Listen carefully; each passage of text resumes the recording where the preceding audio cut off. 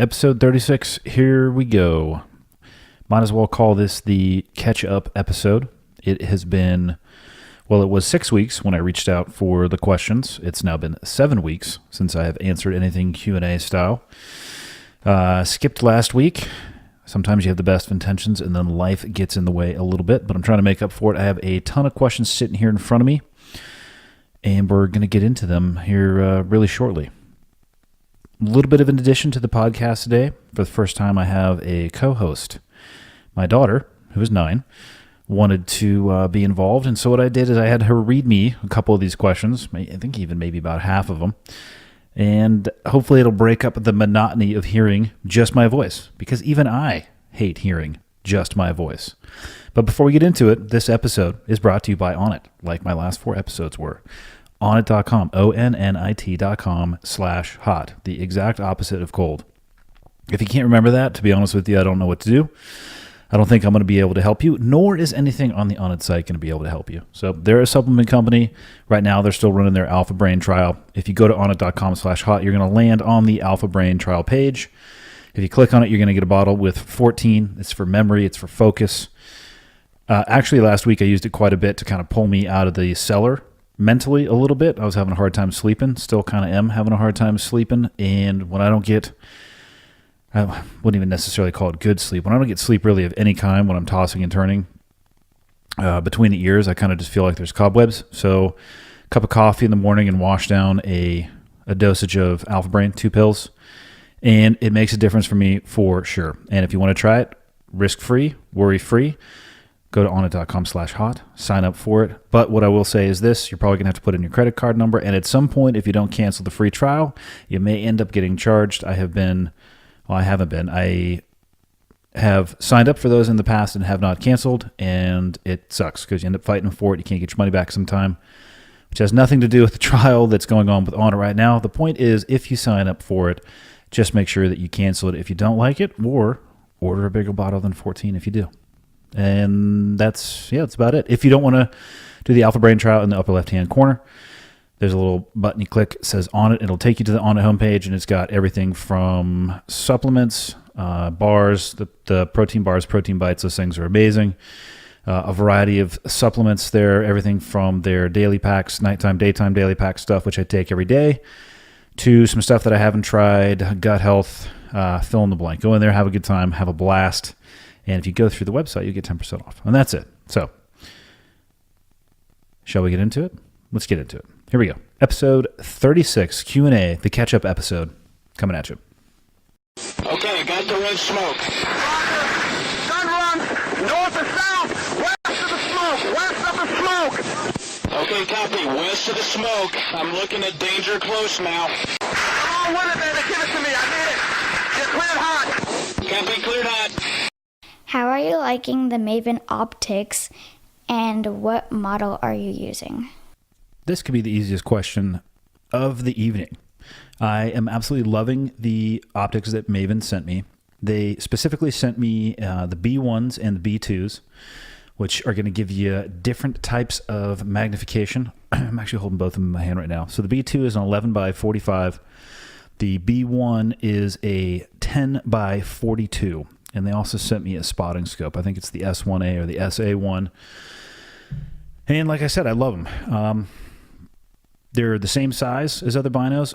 Actually, first, before I get into that, if you're looking for a set of binos, you're not going to be able to find these in any store. They are a direct-to-consumer model, which saves them paying the margin for the retailer. And if you're unsure about how you want to deal, or if you're unsure about making purchases on the internet, which I personally am, they have a demo program as well, so you can actually get them in your hand. I've hunted twice with these now, once hogs in Oklahoma, and just recently in Lanai hunting axis deer. The axis deer was much harder, or the axis deer hunt, not the deer themselves, was much harder on the optic because of the terrain that we were in and the fact that I was crawling on my face for miles, what seemed like never-ending miles at a time. And the mud there, or the clay or the dust, it's basically created by Satan to destroy everything. It's a fine red powder that I'm still pulling out of my ears with Q-tips, and you can imagine what that does to anything that has a wheel or a knob or it's movable. And they stood up to him great. Normal power like normal as in I've seen a lot of people using these 10 by 42 or seem to be your kind of day-to-day lightweight. They go around your neck, very easy. If you want to bump it up a little bit, like I said, I have the where are these? The B2s, hashtag cleared hot version. It's no big deal. Don't get that. Damn it, that's mine. And 11 by 45. So I love them. They're bomb-proof so far. And if you're looking at getting a good pair of binos, I would start right there. What is the hardest part of being a military dad? Hardest part about being a military dad. I don't know if you need to add the military portion to that, even though I think there are unique challenges that come with and from being in the military. But I think there's just challenges in general to being a father. Specifically, though, if you're going to talk about the military and the challenges that come with that, I would say the biggest challenge is actually just being there. And I mean that in two ways. Physically, can be challenging in its own right to actually be there when your child needs you or wants you, which is hopefully all the time. But you're going to lose control of your schedule to a large degree, especially if you're on a deployment cycle and you're going to have large chunks of time out of town. Holidays, birthdays, special occasions. It doesn't mean that they mean any less to you, but the reality is you are going to miss more of those than you would ever want to. And with that, what I have found in the strongest military families that I have seen is that the family itself develops a sense of independence outside of the military member. And that can be pretty difficult to deal with. You want to be an integral part of the family. You want them, not that you want them hanging on or waiting on you as an individual, but you want to be important in their life. And you have to accept the fact that their world is going to keep spinning even when you aren't there. And my advice would be, you need to let it and almost even help develop that sense of independence, not trying to get them to grow away from you, but even in your kids, and especially I would say in your spouse, help create that sense where it's okay that if they can make decisions without you, if they can handle things when you're not going to be there, because there are going to be times where you're just not going to be. So help that process, don't hinder it. So that's the first part. Being physically there is very challenging. And then for me, I would say the second part is probably was more of my challenge, and that was the mental aspect of being there. And I am guilty of physically being there, but mentally being somewhere else. And I found it most of the time when I had a deployment pending or had just come off of a deployment. And the reality is that you might think that you're pulling off, and you're not. And you're going to regret it in the end. My kids, I would say kids in general, not just my kids, they see more and they hear more than we ever think that they could possibly see or hear. And my kids, and especially my wife, knew when I was physically there, but emotionally or mentally just checked out. It's something that I wish that I had done a much better job of working on. And if you're listening to this and you find yourself in that cycle, especially if the time windows are short and you don't have a long period of time to decompress before your next deployment, find a way to detach yourself from work and reattach yourself to your family. And maybe it's a routine that you go through when it's your drive away from the office until you get to the driveway at home, and just shed and strip away all of the BS that's happening at work and just check back in with your family. With that, you might be at the top of the food chain when you're at work. Everybody at work might have to call you sir. They might have to salute you, whatever it may be. Your kids don't care. When you go home, just be dad. They're not soldiers, and don't expect them to be. And this is another one that I definitely struggle with. Today, as recently as today, I have great value in things like discipline. And to me, they helped me be very successful at my job, and sometimes they can even keep you alive. Putting the dishes in the goddamn dishwasher is an act of discipline. I have a different level and understanding of discipline than my children do, and I'm trying to impart that into them. And if I snap on them by not putting their dishes in the dishwasher and maybe putting the dishes on the edge of the sink next to the dishwasher, I'm not reinforcing the discipline that I want to. What I'm doing is I'm just acting like an asshole.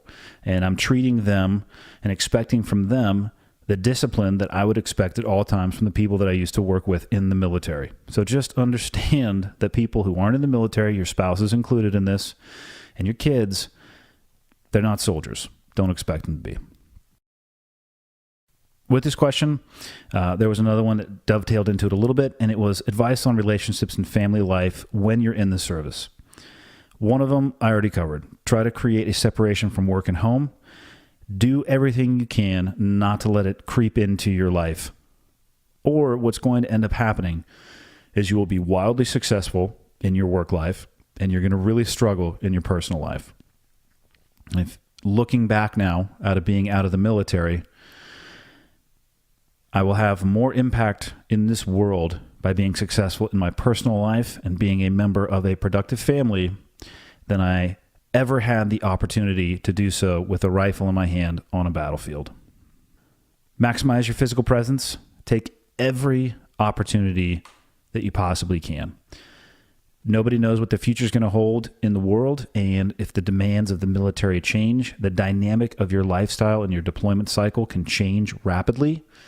So don't plan on the future. Try to make as much as you possibly can of the present. And with that, be present in the present. Don't give yourself any excuse to mentally not be there. Let's say the deployment cycle does increase. Take advantage of the advances in communication.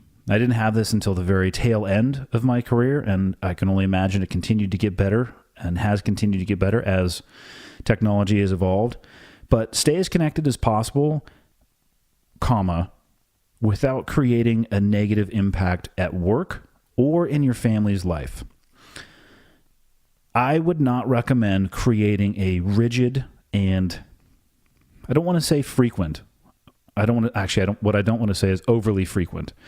You need to find a balance and a window where you can call if things allow for it. And then if it doesn't, that's going to be okay. If you tell your family you're going to call Monday, Tuesday, Wednesday, Thursday, Friday, Saturday, Sunday, every day at 7 p.m., and then all of a sudden you miss 2 or 3 of those, what that's going to do is going to create stress on both sides. Communication is great, but you need to be able to focus on your job as well. And you also need to be able to allow a little bit of space. So if your family doesn't hear from you for a couple of days, it's not the initial reaction isn't panic. Let the environment dictate that for you. Don't try to figure that out before you go on deployment. Maybe take the first 2 or 3 weeks to figure out what the routine is going to be and let that environment dictate it for you. And then the last thing I'll say on this when it comes to relationship and family life advice, which, by the way, I'm wholly unqualified to give in any way, shape, or form. Tell your spouse how much you appreciate them all the time, as often as possible. And that's it. I'll leave it at that. What is your biggest failure in life? What did you learn from it? This question made me sit back and think for quite a bit. And when I first started thinking about it, right or wrong, what I started thinking about was individual events. And I rapidly came to the conclusion that I have likely made more mistakes than most people, both personally and professionally. But when I think about them, they all fall into the same category. And that is a moment in my life where I chose pride or selfishness over principles or morals.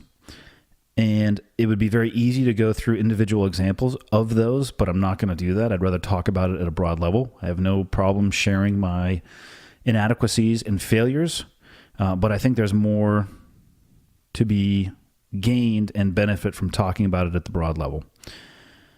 So every time that I've done that I've made a decision that I regret, it has been because of, again, choosing pride or my personal selfishness over a principle or a moral that I fully know and understand that I am choosing to ignore. And every time that's happened, I've hurt other people. And I've also hurt myself. And I end up regretting the decisions and actions from my past, which ties into probably, I don't know if I'll call this a failure, but this is something I struggle with.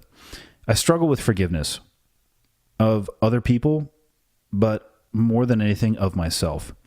And my past weighs on me, some days more than others, but it's something that I struggle with. And by being unable to or struggling with forgiving myself, I found that I have missed out on things that I wish I hadn't missed out on. I've wasted time and energy on the wrong thing, which is anger at either myself or somebody else. And if I could have just forgiven or taken a lesson from it and moved on, I could have dropped that anchor and done something productive. So that's my biggest failure, I would say, as just a man in general. As far as what I learned from those failures, anybody who supports the podcast and bought one of the first shirts that I created, so it said "Cleared Hot" on the front, and it says "Be the Example" on the back, which, by the way, I'm getting ready to do a version 2 of that because I want to change the design a little bit. That's neither here nor there. The point is that phrase doesn't come from thin air. It doesn't come from nowhere. It comes from my own personal failures. I learned that being an example of good morals and integrity are more powerful than the mistakes. And I also learned that I can use the failures from my past to drive action and success in my future. And it also creates a mindset that helps you avoid those mistakes in the future as well. That is where that shirt and that saying comes from. And it's been powerful in my life. I have had quite a few people reach out and say it has done the exact same thing for them. And every time I get an email like that, it brings a huge smile to my face because I know I'm taking a step in the right direction, and those steps are helping other people. How did you deal with the risk as a SEAL and dealing with the worry of a risky decision? I think if you're going to talk about risk, you have to start with the point or realization that you're never going to be able to reduce or remove completely risk. If you're able to do that, in my opinion at least, whatever it is that you're getting ready to do, it's not that important. Because important things are challenging and difficult, and things that are challenging and are difficult are going to have risk associated with them. Now, as far as dealing with risk as a SEAL, military-wide, or I can't talk about how the other services describe this because I actually have no idea. When I was in the Navy, they have a program called ORM, which stands for Operational Risk Management. I don't know if that's the current term of the day, but it is a program that is designed to objectively look at, first to analyze and assess the risk, then apply mitigating factors to that risk, and then you look at the residual risk associated with whatever it is that you may do. It could be a training evolution like a skydive or a shooting range, and it could be a combat operation overseas. ORM is part of every single evolution that we do inside of the SEAL teams. Some of them are just a template that we work off of because it could be an evolution that you repeat over and over and over again. But overseas, you look at every single phase of the operation and you spend an inordinate amount of time, or actually the better term would be a requisite amount of time, observing and analyzing those risks. And before you actually can get mission approval, it says on your mission deck that you submit for approval, it has a risk rating on there. And depending on if it's low, medium, high, you have to get certain approval up the chain of command before they're going to allow you to execute an operation. My point in saying all of that is that we're very aware of the risk and we do everything we possibly can to mitigate that risk. Sometimes we did that through additional training. Hey, we want to do a free fall insertion into a dive, which is pretty fun to do. You don't do it that often, and maybe the risk you will identify by looking at that and what you want to do and realizing you don't do it that often is that some additional training might be necessary to lower that risk. Maybe it could be an issue of education. Maybe we're getting ready to deploy to a country where we don't understand necessarily the cultural differences between that country and our own. So we could bring in a specialist and give us more education, therefore more understanding, and therefore reducing the risk when interacting with the local populace. Is there a piece of gear you could bring in that could do the job better, that's more efficient or effective at completing the task? Is there a time of day? Combat operation needs to happen right now, but if we could just wait 6 hours and go at night, would that reduce the amount of risk that we have? We're constantly looking at those areas, every single area that we can. And sometimes we say no. In training, you don't really get the opportunity to say no. So what you do is you continue to imply mitigating factors or safety mechanisms to lower the overall gradual risk, or you could break the evolution up into smaller pieces. But in combat, you might not have the ability to do that because you could be time limited and you need to launch on an objective and the risk is just too high. And when that happens, when the risk doesn't justify the reward, we say no and we walk away. Probably the only thing that would compel you to really take an inordinately high risk would be a hostage rescue. And that happens very infrequently, but that's probably the best example that I could give where you would be willing to accept an abnormally high level of risk because of the reward of bringing home a U.S. service member, or for that matter, a NATO or allied service member. Anything other than that, it's going to reach a threshold where the answer is going to be no, and you'll wait till the next night or the next weather pattern that makes it possible or more feasible, and you continue on. It's something that we always look at, and it becomes part of the culture, and you realize as the individual going through the training, yes, you realize that some of the things you can do just training to do your job can kill you, but you constantly have safety reinforced. So it's not something that you're sitting there worrying about. You're focusing on the evolution that you're trying to accomplish as opposed to the risk that could be associated with that evolution.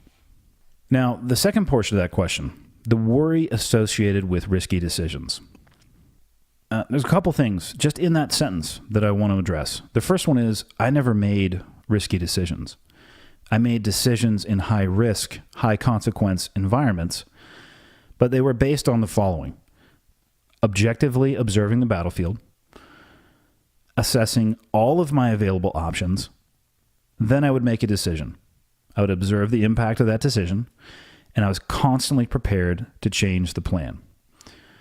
The key to being able to do that is to stay ahead of decisions. You cannot become overwhelmed by them. And I would describe this as the difference between being a chess player or a checkers player.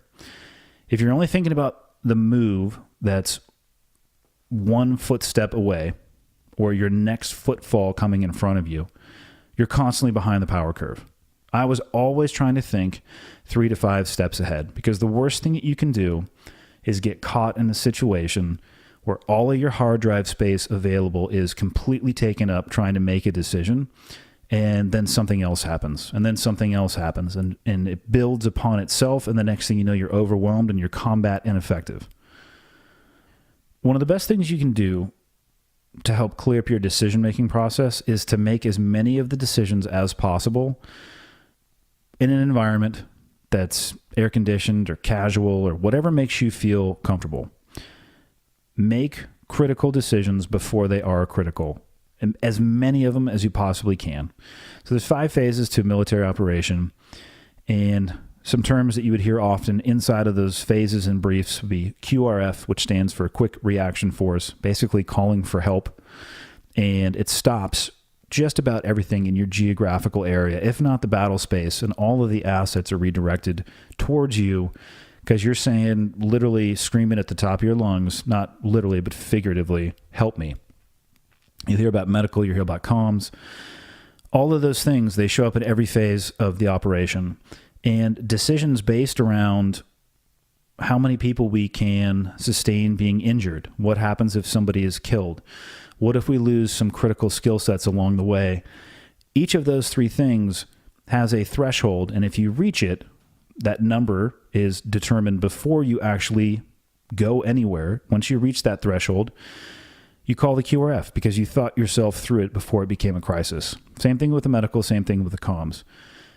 Think about that critical stuff before it comes critical so you can save that horsepower between your ears in the moment to make the decisions that are being thrown at you because the chessboard is changing in front of you. Now, the last part of that is the worry of the risky decision, which, like I said, we didn't make risky decisions. We made decisions in high-risk environments. Worrying about risk does not change the outcome. Neither does excitement. The point being that any emotional, pick the word that you want to, excited, worried, concerned, none of that matters.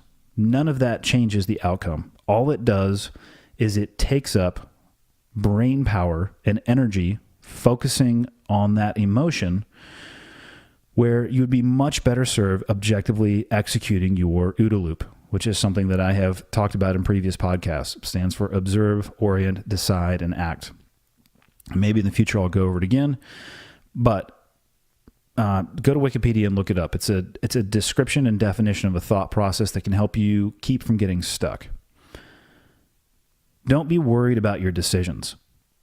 Be prepared to act if your decision creates an environment or a situation that requires different or more action. So don't worry about it. Think about everything that you can before you make that decision. Make the decision and then stand ready to make another one. When is it appropriate to let a fellow employee know it is time to get their act together on the job, especially if you get along with that employee?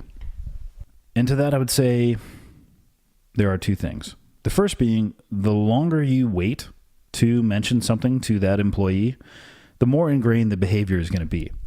If it's something that they get away with for a week and nobody says anything, there's really no reason to expect their behavior to change in the subsequent weeks. So the earlier, the better. And the second part of that is, look at this from the perspective of you're the person who's messing up. How quickly would you want to be told? And like you said in the question, especially if you get along with that employee. So I'll just change that to saying you're friends with the employee. If I'm messing up, I would want my friends to tell me immediately. And as a good friend, if I saw my friends messing up, I would tell them immediately, as soon as possible, so they would have as much time as possible to correct that behavior or deficiency.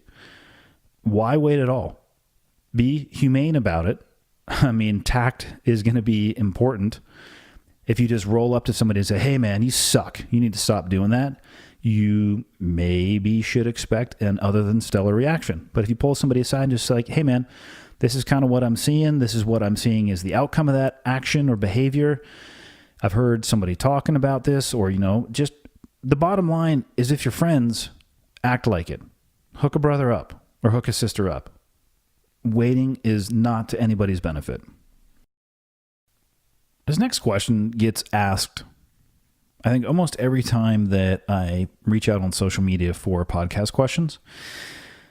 And I'm not sure why anybody cares how I train, but the question is, what does my training look like these days? It looks the same as it did 15 years ago. And by that, I mean I use the same movements and I have the same philosophy when it comes to exercise.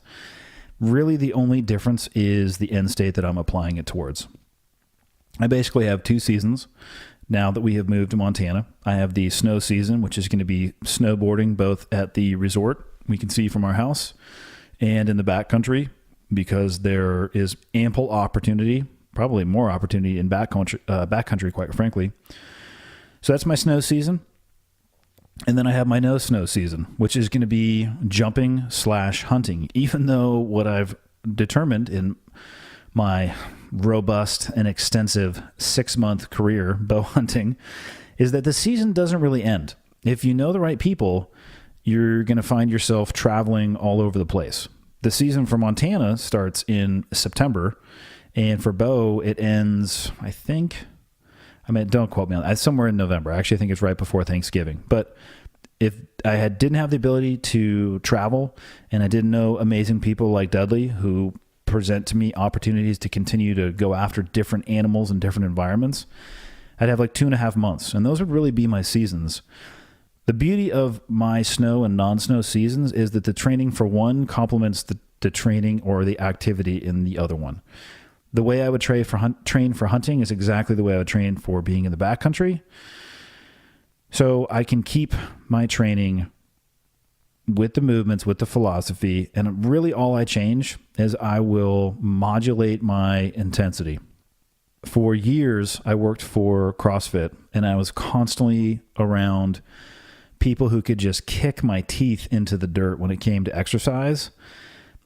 And the combination, I think, of that and just getting older, I've lost the fire that I had when I was in my 20s of just smashing myself every single workout. For one, I don't recover as quickly. But two, I'm kind of considering longevity more than deadlift at this point. I want to have a strong enough deadlift right now, or every exercise, fill in the exercise. I want to be strong enough that I'm competent at what I'm doing and have one eye on that goal and then the other eye on how long can I do this to extend my life and be functional for as long as humanly possible. So the philosophy that I follow is still the same one that I found in the CrossFit program, or you can call it a functional training if you don't like the word CrossFit, or you could just kind of call it common sense, in my opinion at least. I like to train the movements that I'm going to encounter, not in a gym, but outside of the gym, because I try to spend as little time as possible in a gym. Outside of the gym, you find multi-joint movements. It's always going to be two joints. It's going to be your wrist, your elbow, and your shoulder. It's going to be your ankle, your knee, or your hip. Really, the only places on earth you're going to find environments where you lock those other joints. Why do I keep saying joists? Where you lock those other joints in place and focus on a single joint movement is actually the gym. Bicep curls. Preacher curls is a perfect example. You're trying to take the shoulder out of it. You're sitting there and you're just hinging at the elbow. I would rather have somebody do that than do nothing. And I'm actually and absolutely not trying to talk smack against people who choose to go down that route. I'm just saying for myself, it hasn't been as effective for me outside of the gym, so I avoid that. I try to train at a high heart rate, and I try to train my legs as often as possible because I'm a biped and spend every single day on my legs. So I don't think you should just do legs 1 day per week. You should train them as often as you possibly can.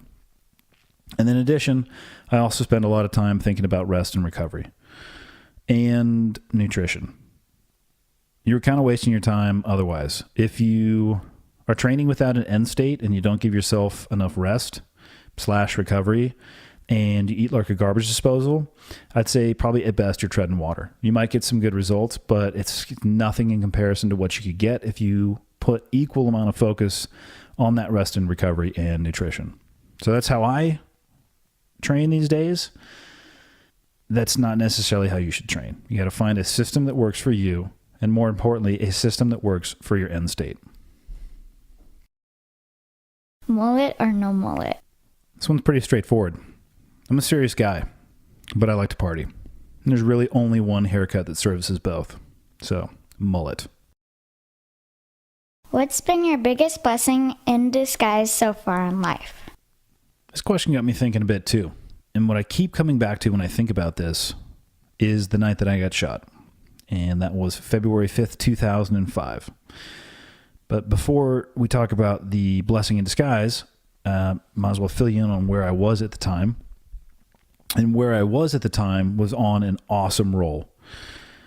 I was 27 years old, at the military command I wanted to be at, operating at a level that I had never really dreamed of or thought possible, with my nose and head completely down into the grindstone, pushing as hard into it as I possibly could. I was 10 years into the military, and I had put 0.0% of my time and effort into thought about the after. And then an AK-47 round, literally and figuratively, put me flat on my back. And in that moment, and for the I'll call it 9 to 12 months after that moment, it was anything other than a blessing. I was utterly miserable for that time period, and I have no doubt that I was miserable to be around. It was a hard stop for everything that I had going on, and it forced me to think about what would happen if that phase of my life was over, because that was the reality that I was thrown into. One day, like I said, I was on a roll. The next day, I was being rolled to a helicopter to be flown out of the country. Hard stop. It really forced me to think about the future. And when I look back, it actually forced me to take my family and leave Virginia Beach and return to San Diego. And the duty station that I went to was this Naval Special Warfare Center, which is the command in charge of, or was again, when I was in, was the command in charge of overseeing SEAL training, known as BUDS. And I became a BUDS instructor, which ended up being one of the most rewarding tours that I had. I received my commission while I was on that tour, and it also allowed me time to start working on things, or just lift my head up a little bit to see what kind of opportunities were out there.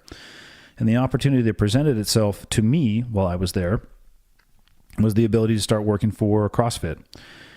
Now, the ability of working for CrossFit and in the execution of my job was my first exposure to public speaking, other than briefing students in training, which is easy because they're required to pay attention and pretend like you are the best public speaker in the world.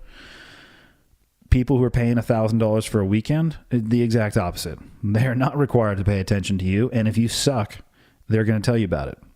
So that was my first exposure to that. And it became the job that actually allowed me to seamlessly leave the military and join the civilian job market. So in essence, had that night not happened, my life would obviously be completely different. I'll tell you right now, I wouldn't be talking to you through this microphone. I absolutely would not have a podcast. Well, maybe I would. I don't know. It's hard to say what my life actually would have looked like. But I can tell you with certainty that I would not have become an officer. I was climbing the enlisted rank structure ladder. I would not have started working for CrossFit headquarters because I would have never had the time to do so. And I would have been geographically separated from where they were. And I actually may well have been on Extortion 17, which was my old troop from my old squadron, and quite a few people who were on that helicopter I knew pretty well. And I actually turned over departments to a couple of guys that were on that helicopter. So who knows how life would have played itself out. More often than not, people will rotate out of the squadrons and go to other ones, but there is a chance that I also could have been sitting on that helicopter, and that would have been the end right there. I still, to this day, rolling my ankle is probably the biggest issue that I have. So I still deal with some of the physical issues associated with that injury. The biggest difference is that I don't look at it as something negative in my life, even though there was a lot of negative things associated with it. In the aggregate, when I look back, that was really the point where I reached the T intersection. Well, maybe it was more of a Y. It wasn't a drastic T. They weren't 90-degree turns, but I was looking at maybe a 45-degree departure. Continue down one road or lift my head up a little bit and maybe we'll go a mile down the other road and see what other kind of opportunities present themselves. Would have never thought I would say getting shot was a blessing in disguise, but when I look back at my life, that's it. That's the single biggest one that I think I have. What broadheads were you using on Lanai when stalking around the basin? FYI, I spent 10 days hunting Lanai at the same time you were there, just in a different area. Hit nothing! ! I know exactly how you feel. Thanks for the info. This question was actually asked a few different ways. So I'll cover my arrow setup. And this is the arrow that when I went out to Dudley's house and he really started dialing me in on my setup, this is what he set my bow up for last year, which was the Carbon Defiant. I'm now shooting the Hoyt Redworks RX-1, but my arrow is the same. It is a 28-inch Easton 5mm full metal jacket, 100 grain field tip for practicing, and the broadhead that I shoot, I would say 90% of the time, is a Rage Trypan, which is also 100 grain. On the arrow itself, I have knock-on wraps, and I shoot a 3-fletch AAE Max vein specifically. I've heard Dudley talk about the difference between 3 and 4 fletch, and I believe he even has like a 6 fletch arrow. I have zero experience shooting anything other than that 3 fletch though. I know there's pros and cons to the 4 and even the 6, but Dudley and knockonarchery.com and all the videos, he's going to be actually, and beyond that, listen to his podcast if you're an archer, right? It's Knock On Podcast. he talks about this type of stuff. He is the resource and reference for that. So I can give you an idea of what I'm shooting, but if you want the in-depth knowledge behind that, you got to go to the source or the burning bush, which is what I call Dud. He's the burning bush. So that's the arrow that I shot. Dude, I feel you on being on Lanai. For 4.5 days, we had almost no wind. If you listen to the last episode with Barklow, I think we spent at least the first third basically lamenting our failures and talking about kind of like this question, how awesome it is to hear somebody else describe their frustration. So I get it. But that's the arrow that I shoot. And as of right now, I'm actually going to get ready to fletch some more arrows tomorrow. I have no intention to change because I really like the performance that I'm getting from it. All right, let's talk about skydiving for a little bit. Trying to, as I looked at these questions on social media, I tried to grab from, I couldn't answer them all. So there'll be another Q&A episode here shortly. But I tried to grab from kind of every arena that people ask me. So this one's about skydiving. And the question reads, I'm curious to hear how you challenged the MFF, which stands for Military Freefall course, and your progression into base and wingsuiting. Not sure wingsuiting is a word, but I'm still going to send it. I think wingsuiting is a word. I'm not positive, but I use it. And I'll pair this with, I got asked another question about downsizing your canopy, which for people who don't know what that means, when you jump out of an airplane and you deploy your main parachute, you are suspended underneath that main canopy. And when you're first learning, the square footage size of your canopy is quite large. I would imagine, I don't remember specifically, but I would imagine for myself, given my height and weight, I learned on a high 200 square foot canopy, like 280, if not bigger, or a low 300 square foot canopy. The canopies in the military are 360 square foot, plus or minus 10 feet, most of the time. And the more you jump, the more comfortable you get, and you rapidly get to a point where you realize that you're driving a school bus and you want to be driving a Porsche. Downsizing is that journey from the school bus to the Porsche. And I'm already talking about, so we might as well continue. Like I said, when I first learned, I was probably low 300 square foot canopy to high 200s. 20 years later now, my main parachute is 84 square feet. The number that I hope people focus on, though, is not the size of my main that I learned on or the size of the main that I jump now. It's the length of time it took me to get between the two. The biggest piece of advice I have for people is you have to take your time. Before you downsize, you need to be a master of your current canopy. Now, I often will see people who think that they are a master of their current canopy, but in my opinion, at least, they're confusing two different things. They're confusing, can I land this canopy at my drop zone in perfect conditions with, can I land this canopy on a long spot or a short spot or in high winds or gusting winds or in a crowd or off DZ or downwind? Most drop zones are very, very linear. There is a runway. Usually there's multiple runways. There are visual reference points that you can use. I'm going to open my parachute here. I'm going to fly my parachute to this point and bleed off my altitude until I'm ready for my approach. I'll fly over the top of the runway, or I'll fly near the runway using that linear reference point as a guide. I'll make 90-degree turns as I'm preparing myself, and then they'll do whatever landing turn they want to do. That's all fine and dandy. And the ability to do that over and over and over again at a drop zone means you're really good at doing that as a drop zone. But I don't think that means you're a master of your canopy. You need to be able to do that regardless of where your parachute may open. The best piece of advice that I ever received from the guy who taught me more than anybody else about jumping was never jump a canopy that you don't feel comfortable landing downwind and off drop zone. And that has actually happened to me for a variety of reasons. A couple of the times because I'm an idiot. And a couple of times it's just the way that it worked out.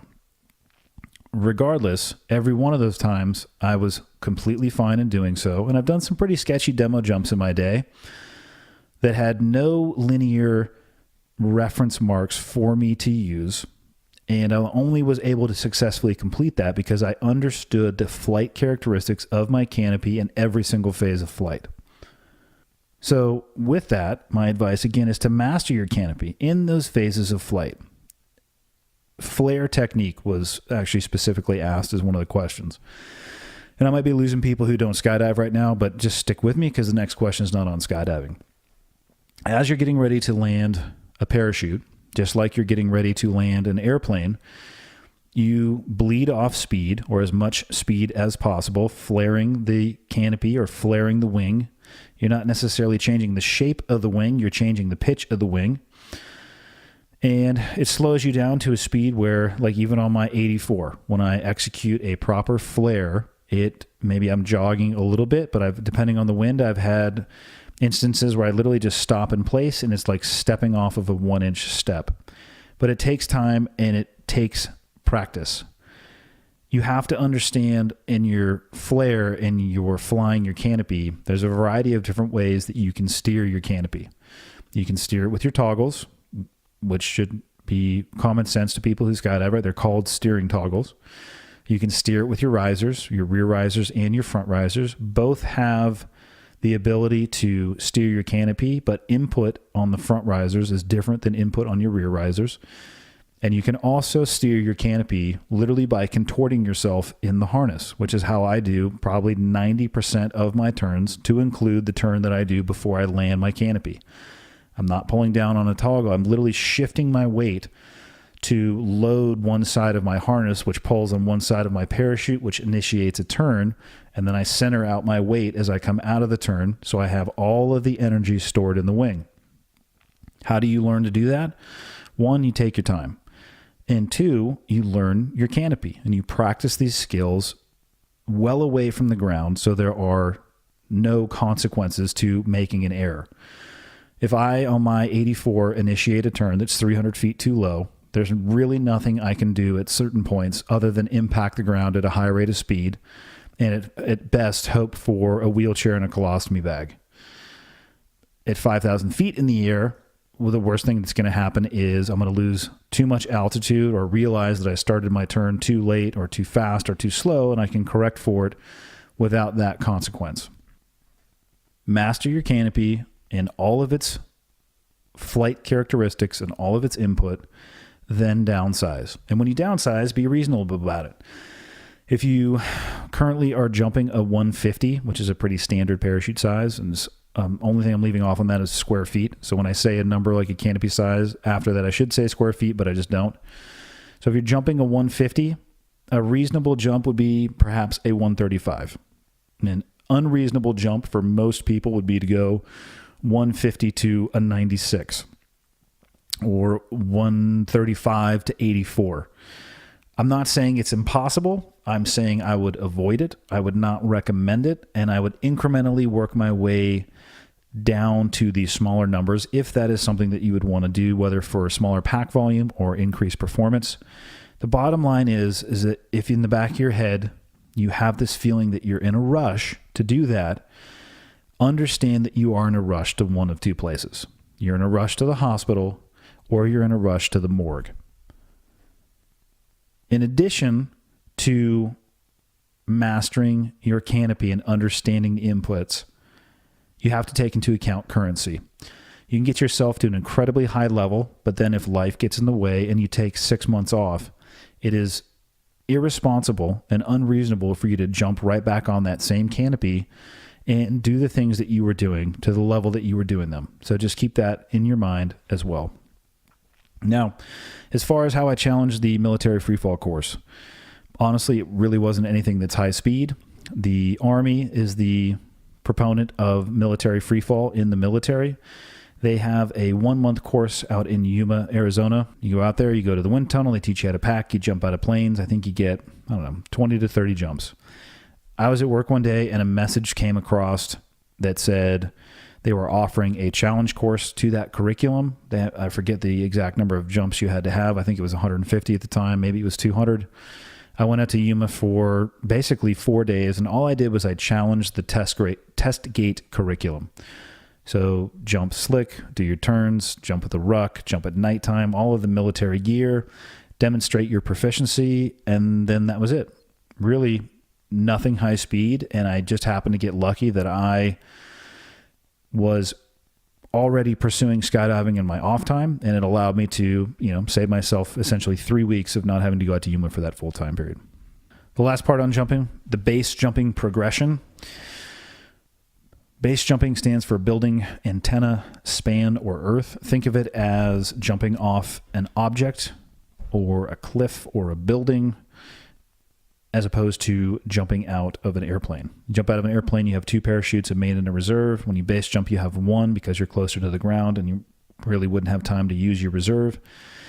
And I am going to go right back to what I said about skydiving. Take your time. Find a good teacher. The teacher that I can recommend the most, because I have the most experience with him, is a guy named Miles Dasher. He lives in Twin Falls, Idaho, which is the object that I learned to base jump off of. Most people in the U.S. learn on that object because it's legal 365 days a year. They have what they call FJCs, or first jump courses. If you have a mentor that can walk you through packing and object assessment and everything that you would need to know to become a competent and then hopefully a current base jumper, by all means do that. If you're interested in getting involved in the activity and you don't have that resource or reference, I suggest checking out Miles. Shoot him an email. I think he has a website, milesdasher.com. It's got everything you could possibly need on there. And then, so again, step 1 was take your time. Step 2 was find a good teacher or a mentor. And then step 3 is take your time. Be honest with yourself and your abilities and approach every jump with the mindset of, what can I do to not become a statistic today? Could I train more? Is there something that I could work on more that would make me more prepared for this? Could I do something that is lower risk? Could I jump an object that would allow for more response time on an off-heading opening? Could I jump in better weather? Could I just walk down and return another day because I'm mentally not in it? Bottom line, take your time and get into it for the right reasons. If you're going to get into base jumping because you think you're going to be a YouTube star, I'm not going to tell you not to do that. I'm going to tell you the odds of that happening and you surviving that journey, in my opinion at least, are very, very, very low. All right, this next question is about backcountry splitboarding, which is snowboarding in the backcountry, but instead of cross-country skiing from your trailhead to your summit where you're going to start your descent, from my understanding, traditionally, if you were going to snowboard, you had a couple options. One, you could put your snowboard on your backpack and you could snowshoe in while everybody else cross-country skied. I would imagine that absolutely sucked. Or you could I heard of people who had basically collapsible cross-country skis, and so they would cross-country ski in, collapse the skis, put their board on, and board down the hill. And I have no idea when split boards were created. My first exposure to them was this year, but it's a board that splits in half and essentially becomes cross-country skis. You can tour all the way to the top of the mountain with skiers or other boarders. You put your board back together, and then you're snowboarding in the backcountry instead of being limited by skis. My exposure to this actually came from my brother-in-law over Christmas break in 2016. My first experience on a snowboard ever was miserable, and I think I talked about it in the last podcast with Barklow. I get turned around on ice almost immediately, cracked my head, and in that moment said, I'm never doing this again. This is the dumbest thing that I've ever done in my entire life. That was in, I don't even know, 97 maybe, 98 probably at the latest. Fast forward to 2016, and my brother-in-law and my sister and their kids were out, and we were skiing, and he kind of got us up to the resort and rented a snowboard, and for 30 minutes had to exercise in catching both front and rear edges, and anybody who boards knows exactly what I'm talking about. It's painful and it's frustrating, but he picked it up pretty quick, and we also were riding some very mellow stuff. And later that evening, he put on a documentary created by a guy named Jeremy Jones, who I would say, I mean, I don't know enough about the splitboard world to say where he falls. I'll say he's a very accomplished snowboarder, and he's an extremely accomplished backcountry boarder. And instead of taking helicopters recently, what he started doing is just being dropped off in the backcountry via airplane, maybe even helicopter, I don't know, but they get all their stuff there, and then they manually climb all of these mountains. They tour with their split boards as far as they can, and then the boards on their back and their crampon and their ice axe, but it's all human powered. And the movie he put on was called Higher. It's actually available on Netflix. I highly recommend you check it out. His name is Jeremy Jones. He has a trilogy, Deeper, Further, Higher, and it's all backcountry snowboarding. That was extremely intriguing to me when we were watching it. I didn't even know that split boards existed, but we were talking about already, thinking about moving up here, and it really planted a seed. So when we got up here, I had the opportunity, got linked in with some local people who have the gouge and the spit on the backcountry, and got linked in and had the opportunity to go do those things with them. So I needed some gear. I got exposed originally through the Jones video. So I got a Jones board. Somebody actually asked me specifically what board I ride in the backcountry. I have a Jones Solution split board. And I think I got a pretty good chance of actually getting Jeremy on the podcast here, probably during the summer months, because I think he's out just tearing it up right now. But he's also, he has a company called, or an organization called POW, Protect Our Winters. He is very passionate about climate change. So I want to talk to him about that, and then also obviously pick his brain about how to not break my face or the back of my head on my snowboard. But I digress. I kind of just basically looked at what the guy was wearing and got all of that stuff. So that's how I got into backcountry splitboarding.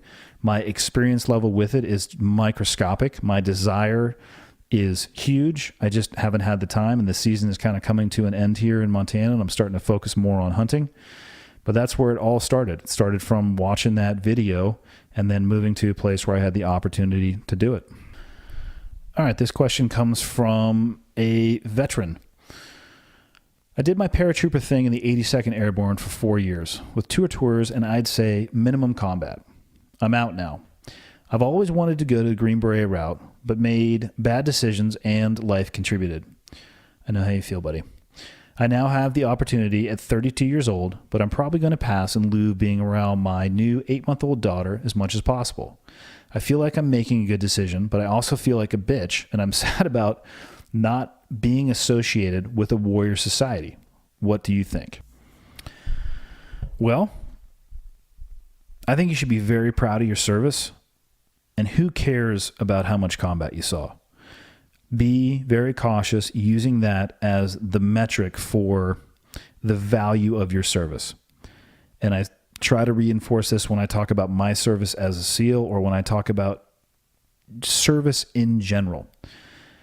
There was a generation of soldiers who served post-Vietnam, pre-9/11, who never had the opportunity to see any combat. And they were every inch the soldier and sailor and SEAL and Marine as the people who are serving right now. They actually probably put the majority of us who saw combat through training.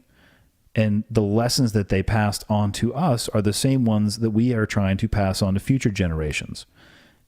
Combat is not what determines whether or not your service is valuable or not. It is the service in and of itself. So start with just take that chip off your shoulder. Now, what does a warrior society have to do with wearing a Green Beret or a trident or a scroll or a patch?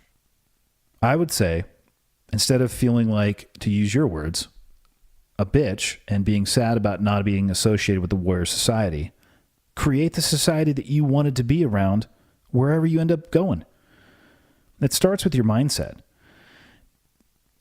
I have 2 sons and a daughter. I think that there is almost no chance that they will ever wear a uniform, but they will be every inch of a warrior, if not more than I ever was. They're going to be leaders and not followers, but they're also going to understand that sometimes you have to follow to lead. I literally tell my kids every day that I drop them off, be a leader, not a follower. Stand up for what you believe in. I say that not to try to say something motivational to them right before they go start their day. I say it because it all starts with your mindset. Standing for what you believe in, standing up for people that can't stand up for themselves, being unafraid of doing the right thing, even when it's unpopular. That's a warrior society. And you don't have to wear a uniform to embody those things. In addition to mindset, another thing that may help you is surrounding yourself with like-minded people. One of the things that I really liked about the community of people that I came from and that I worked with is that their work ethic was high. They valued physical training, they valued camaraderie, and they valued teamwork. Well, you can find all of those things in organized sports. And I know this might sound stupid, but go join a club team. And in that club team, you're going to find people with the same mindset and the same mentality that you're searching for that would have come from being a Green Beret and surrounding yourself by those people. Go to the gym and find people who are there just getting after it and befriend those people. You really want to take it a step further, go to an MMA gym or a BJJ gym and start hitting the mats. And the people that you're going to find there are not, shying away from pain. They're pushing themselves. They value the hard work. They value the integrity. They respect the work. Those are the things that you're looking for from that society. So don't feel bad about what uniform you wear. Your uniform can be jeans and a t-shirt and flip-flops. Just create the society you think you're missing out on. And what I think will happen is people are going to be drawn to you, just like you were drawn to the Green Berets. This question also from Instagram. It reads, I've always carried a loaded gun in the car for protection, and I feel comfortable doing so. However, I now have a young daughter that is a year old and is starting to get into everything. It only gets worse. I'll stop right there and just say that. Stand by. What are your thoughts on the changes on how you carry while you have very young children that can't learn or don't understand gun safety yet? Do you add additional safeguards while the kids are toddlers? It's a good question. And if guns are a part of your life and a family is part of your life, you're going to have to go through this phase. So we'll start with the children aspect first. If you're around children who are learning safety of any kind, you have to act accordingly. There's a reason we put protectors on the electrical outlets at our house. And I'm assuming most people do exactly the same thing. And as soon as they realize they're going to have a kid, they start looking around for things that could be potentially dangerous. Keeping the cabinet closed underneath your sink that has all the chemicals, right? You put baby safe locks on that stuff. Child aspirin bottles. Also, everything that a child could get into because a child does not know what not to get into. You do everything you can as an adult and a parent to make sure that they're as safe as possible. So if you take extra measures for those things, obviously you need to take extra measures for guns. For toddlers and for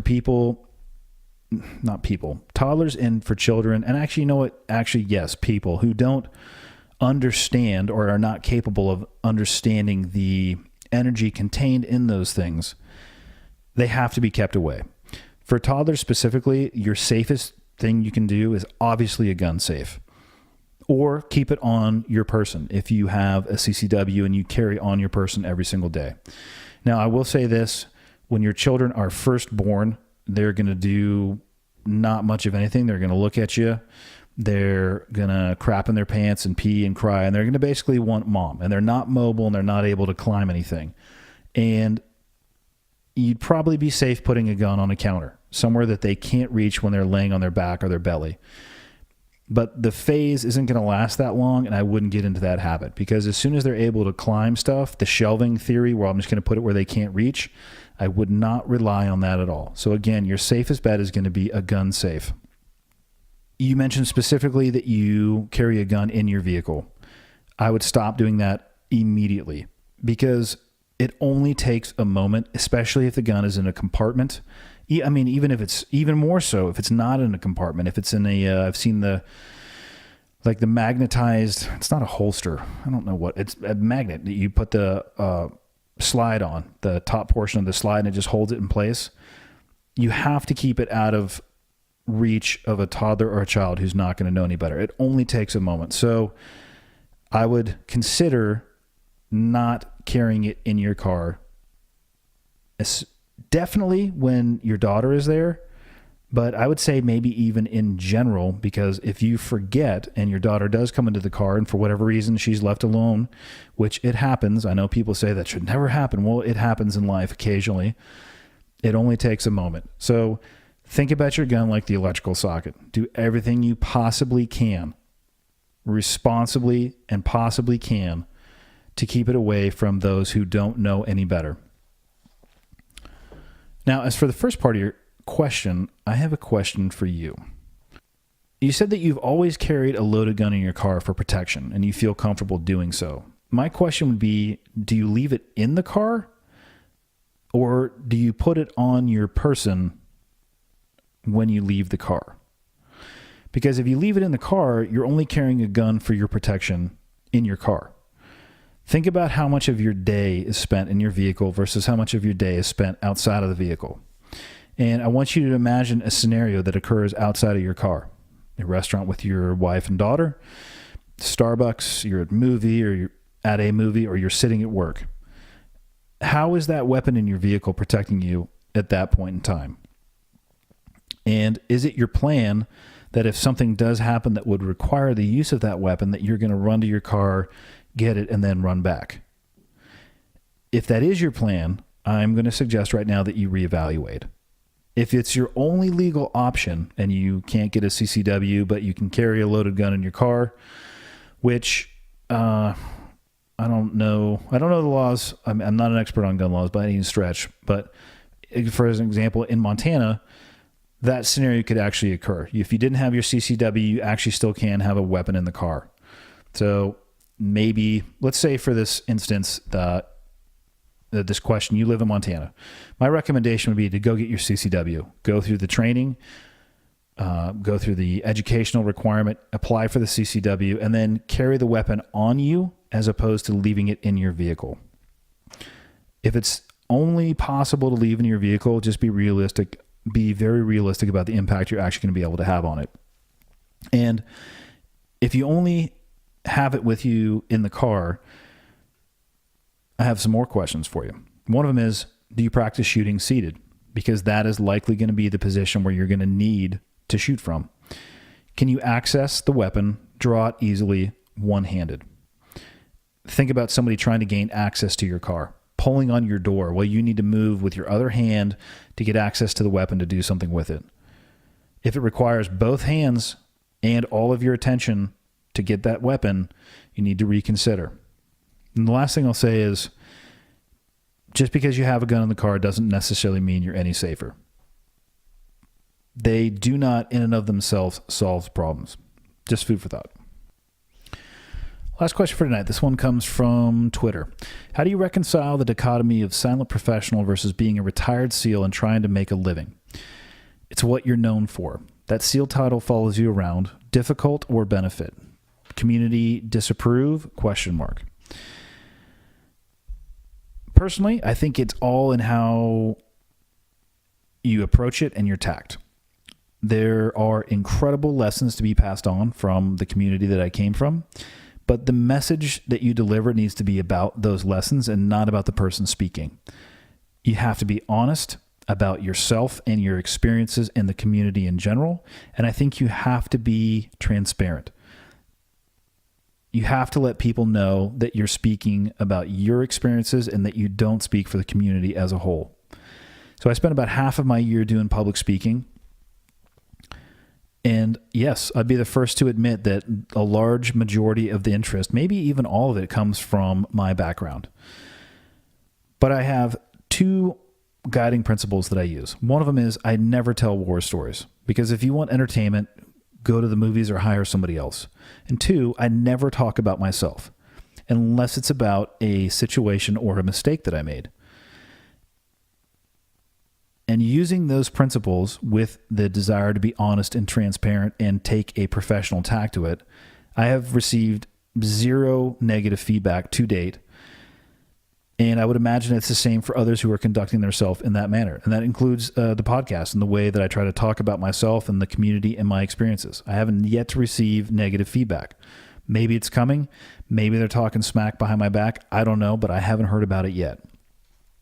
Now, with this question, I'm going to dovetail into another one, which was my thoughts on the SOFREP video, because this ties into an individual coming from my background and how he conducts himself.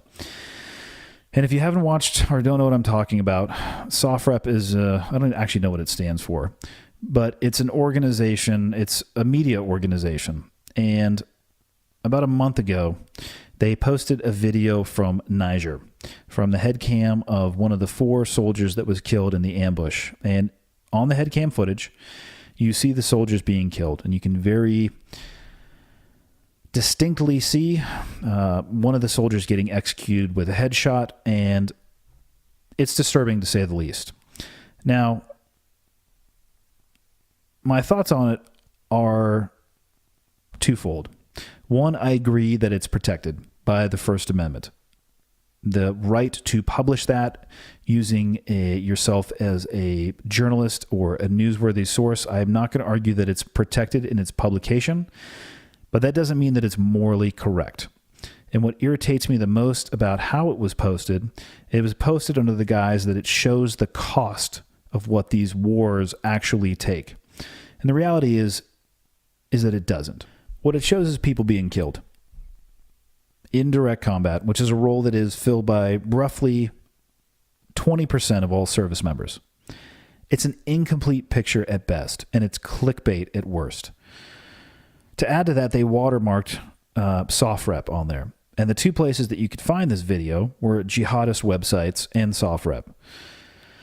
Now, the individual behind SOFREP, he's made his own bed.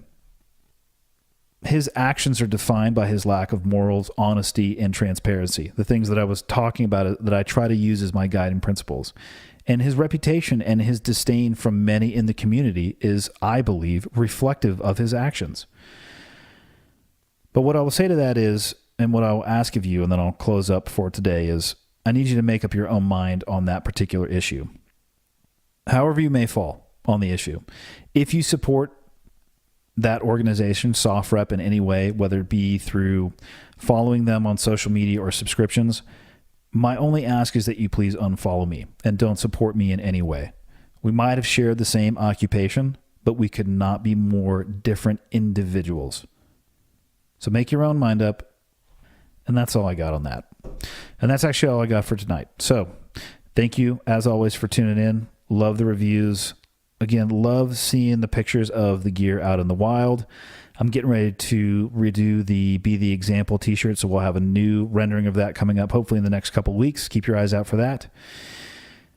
And that's about it. I'm going to be going on the road here shortly. Got a little bit of hunting action. Going to be linking back up with Barklow here in the next few episodes because we're going to be hunting together. And what I'd really like to do is, and I will do this, I'll reach out and let people know when it's coming. I want to do some scenario-based questions on his survival background.